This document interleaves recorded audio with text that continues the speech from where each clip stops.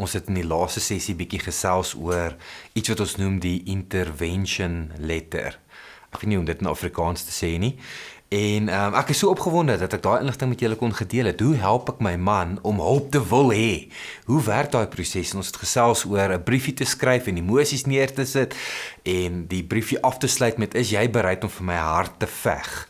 Nou, vandag het ek gedink om so 'n bietjie met julle meer te deel. Hoe lyk die proses? Hoe lyk die program? Hoe is alles uitgelê? Wat gebeur as jou man sou kontak maak met ons? Sê nou maar jy het vir my briefie gegee en hy het die briefie of jy het die briefie vir aan hom gelees. Voorgehou, dis in elk geval baie beter om die briefie deur te lees met iemand.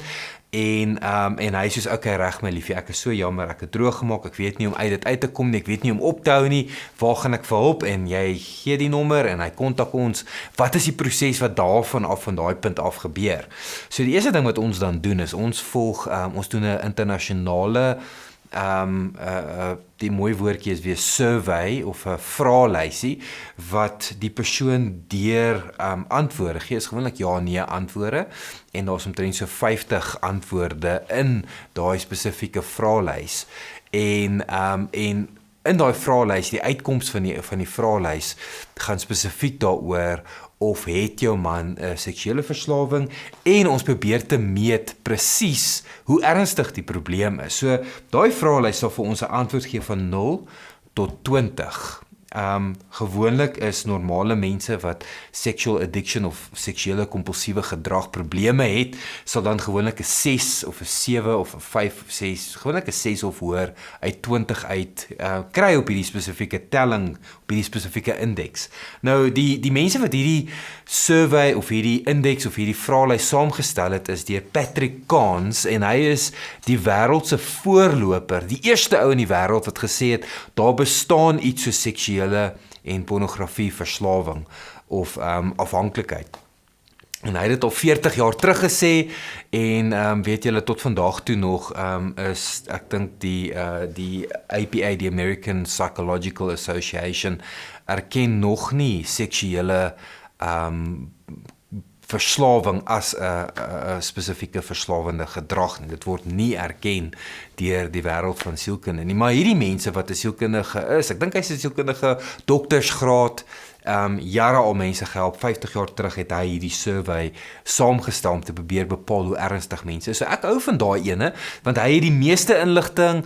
Hy is vir my die diepste, dis die oudste en jou resultaat of jou man se resultate sal dan met duisende ander mans se resultate vergelyk word. Soos hy sê sy 20 uit telling het, dan beteken dit hy het die vraag geantwoord soos meeste van die ander mense wat daai 6 spesifieke telling gekry het op hierdie vraelys.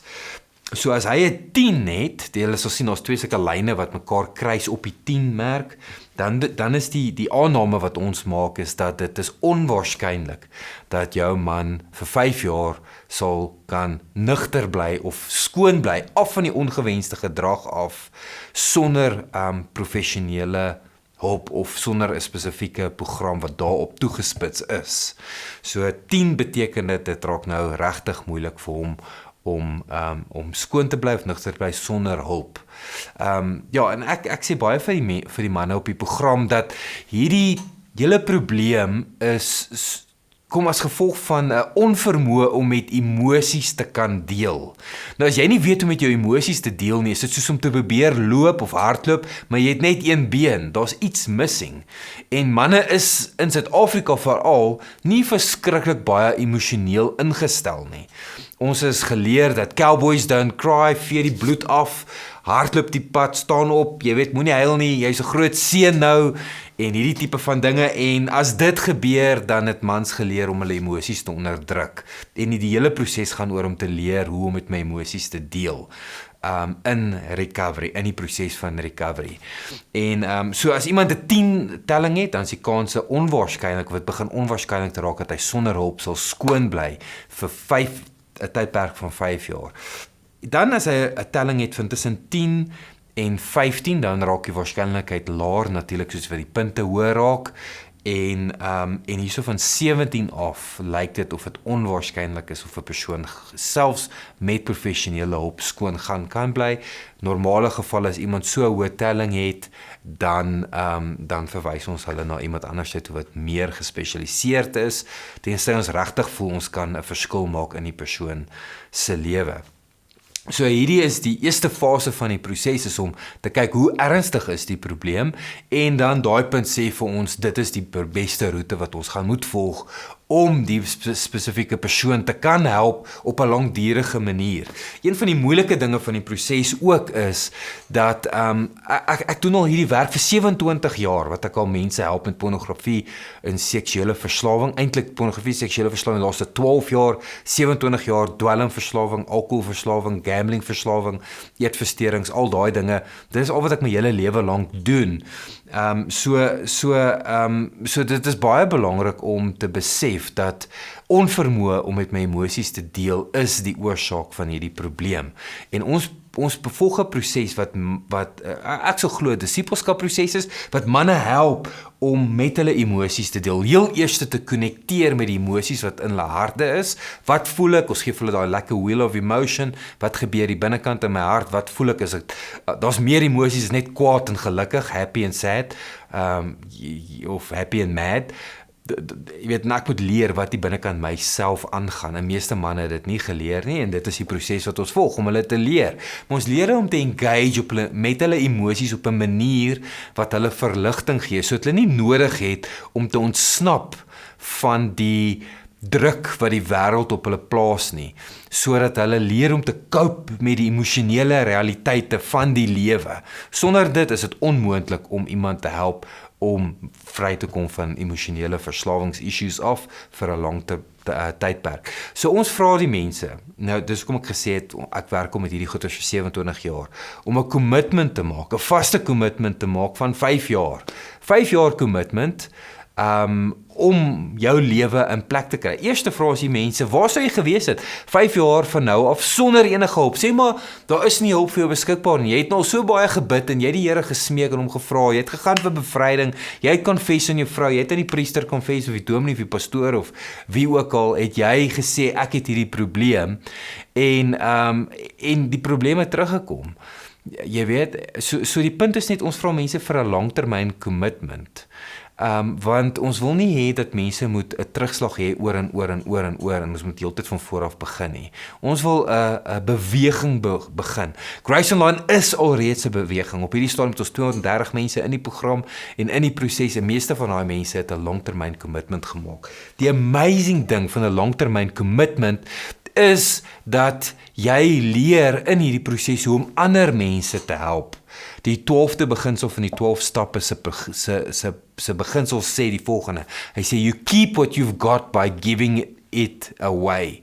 So, om hierdie beginsels wat ons leer vir die manne, hulle die geleentheid te gee om dit aan ander mense te deel, wat in die organisasie is en wat daar buite is die sterkte van dit wat ons wil bereik. Dit is waaroor dit gaan.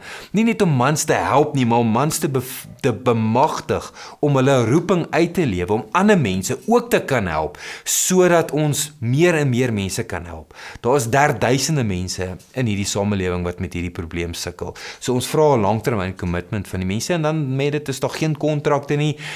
As iemand nie meer van my gesig hou nie, van my skewe neus hou nie, kan hulle enige tyd bedank en sê, totsiens, ons wil nie meer pad stap saam met Grace Online nie, en ons sal sê, reg, jy weet, miskien gaan daar net nie weer geleentheid wees om in die program in te skakel nie, want daar is dalk nie kapasiteit nie, want ons is regtig besig om op 'n mission te gaan om 'n groot verskil in die wêreld te maak, en om mans se lewens te beïnvloed, en saam met dit dames se lewens ook te beïnvloed.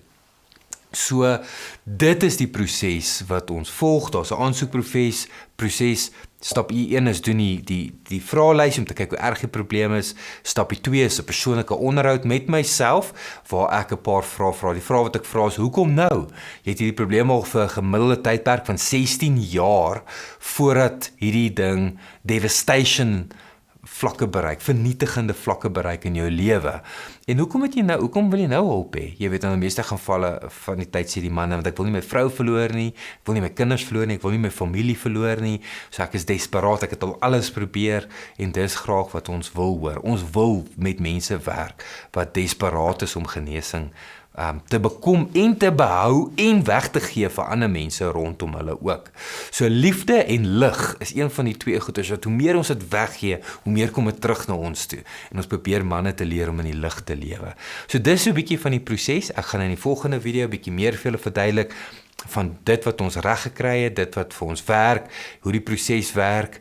En miskien kan ek bietjie met julle deel ook, wat is die volgende stap wat dames kan doen om hulle manne positief te ondersteun in hierdie genesingsproses. En dit doen ons met 'n kommunikasietegniek wat ons noem 'n fast sessie. So baie dankie dat julle na my geluister het.